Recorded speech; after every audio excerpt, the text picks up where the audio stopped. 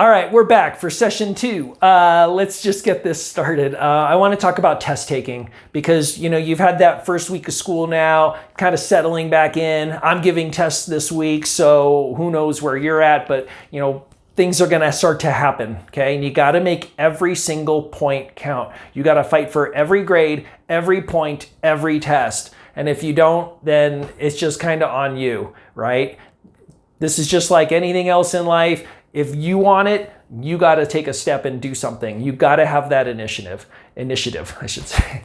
Okay, anyways, moving right along. The first thing I want to talk about is, you already know a lot about the rules, and I've already kind of talked about, you got to know the rules of the game, right? You guys already know a lot of the rules for the tests that you have coming up. And some people say, well, I don't even know what's going to be on the test. And I go, well, that's important, but you also need to understand that you have a lot of information already. Especially, you've been with this teacher since August or so, you already have some good stuff. Things like, what is the test format? Is it going to be multiple choice? Fill in the blank. Are you allowed to keep your tests, right? If you have your old tests, then use those, look at them and see how is this person giving me tests? And then how are they scoring them? Are they an easy score? Are they super critical about spelling? What is it that you need to do to get maximum points? All right. Other things how much time do I have and how do I get through this thing?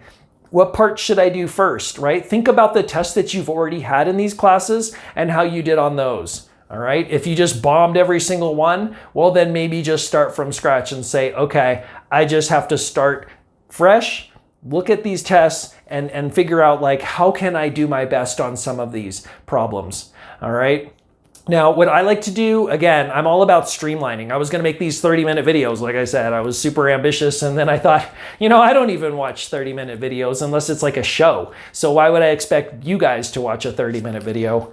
But the bottom line is, let's talk about a way you can kind of organize yourself before you take a test. Now, some of this is going to work as last minute preparation. I work mostly with middle and high schoolers, and I get a lot of, my test is tomorrow. And I'm like, dude, I don't know if I can help you with that. I would say, again, are you really setting yourself up for success by just studying the night before? But it's very common, and that doesn't mean that all hope is lost. All right, so if you're in that situation, then that's the way it is. But if you're not and you have time to prepare, I would say, let's just make a simple little chart here, okay?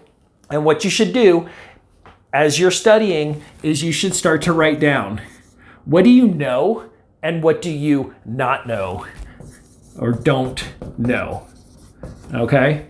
Hopefully, this list over here of things that you know is actually pretty long, right? Hopefully you don't have a whole bunch of stuff over here that just dominates this list, okay? The benefit to doing this, and again, I've seen this happen many times, is people just go upstairs and study or go to their room and study. And I ask them, my own students after your test, how did you do? They're like, well, I studied last night. And I go, okay, stop right there. What did you do? And they go, well, I went to go study. And I'm like, how did you study? They're like, well, I just reread all the problems and the pages and this and that. I'm like, dude, you got to streamline this stuff. You can't just expect that you're just going to magically know everything. A lot of this is new material and it might be complicated. By defining what you know and what you don't know, from here, now you can kind of set yourself up, okay? And what I mean is this, if you have a big test tomorrow and you haven't studied it all because you've just blown everything off until now, then this list might be this long, okay? But if you've kind of outlined, these are some of the things that I think are going to be on the test, then now you can start maybe putting stars next to some of those topics that are definitely going to be on the test, okay? And those are the things you should tackle first. Then if you got some stuff here where you're like, well, it might be on the test, it might not, those are the things that you can just kind of push away and move on, okay? But you got to organize yourself when you study. Don't just go upstairs and start reading a book thinking it's all just going to go into your brain, because it's not. Make flashcards. Use things like Quizlet that's free. Make your own paper flashcards and do the same thing. Set these up on your floor if you have to. Pieces of paper. This is the stuff I know. This is the stuff that I don't. And focus on these things. Okay. This stuff is in your brain. It's in your subconscious usually. It's there. This is the stuff you need to prioritize. Okay. And when it comes to this stuff, if you can do this before the day of the test, I would say talk to your teacher. I'm all about going to teachers or encouraging students to go to the teachers and ask them questions about what'll be on the test. Now, don't give that general question because that's pretty awful. I would say be respectful, of course, but be specific and say, do you think, this topic, this certain type of cell or this type of math problem, do you think that we should focus on something like that? See how that's kind of an open question, but it really does show that you understand that it's a topic, you understand that it might be on the test, you have some general idea of what it is, and you're kind of putting it out there to the teacher. It's a great way to kind of share the fact that you are aware of what's going to be on the test, or possibly, and it lets the teacher then decide. Maybe the teacher is going to say, you know what, I would study that, or that's a really good question, or maybe they'll give you nothing. But it never hurts to try. It never hurts to ask. And again, if you're not going to look out for yourself when it comes to test taking, who do you expect to do that? Okay. So I always say, if you can, and don't do this the day before, like I said, like no teacher wants you coming up the day before the test saying, what do I need to know on the test? What's going to be on the test, right? That's like the last thing I want to hear the day before a test. But maybe 2 days, 3 days, if you can come to your teacher with specifics, if you could bring them a piece of paper and say, what do you think about this? Do you think I should focus on this? I was trying to understand this, but I don't really get it. Do you think I should spend some more time on that? These are all great ways for you to show that you're interested, you're invested in your learning, and you're not just flat out saying like, tell me what's on the test, okay? All right, so let's take a break from that. I did have a couple questions here that I wanted to answer. Got a couple more emails. This first one's pretty quick. It says, this is an 8th grader, male student. He said, my dad said I have to get all B's to go out with my friends. How can I do this? Well, that's kind of a big question. I would say the biggest thing here is, think about your test taking. Think about the classes that you're doing the worst in, and try to move those grades up first. I wouldn't start with the classes that you're already like kind of cruising in and doing well. I would focus on your lowest grades and see where you can improve. Can you turn in extra work? Can you redo assignments? Can you just really knock it out of the park on the next test? What can you do to put yourself in a better situation? Okay. I do have one more question here, but let me just get back to this really quick and see if there's anything else here when it comes to this stuff. I think that if you have time, like I said, to go see your teacher, obviously a face-to-face conversation is going to be the best. And I know that's very difficult. I know that it can be very scary. People always tell me, I'm scared to talk to that teacher, and nobody talks to that teacher. It's just one of those things, and I think it's also a good life skill. I think that at some point you're going to become an adult and you're going to need to talk to people that maybe you just don't want to talk to. So at the least, this is great practice in advocating for yourself.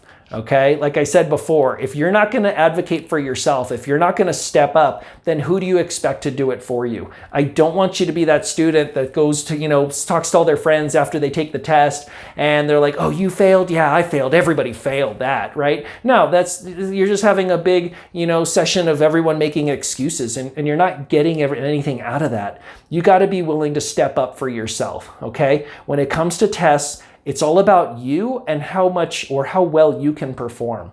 You got to be focused. You got to detail your work here so you know what you need to study and what you don't need to study. Okay? The more time you give yourself, the better you're going to do on a lot of these tests.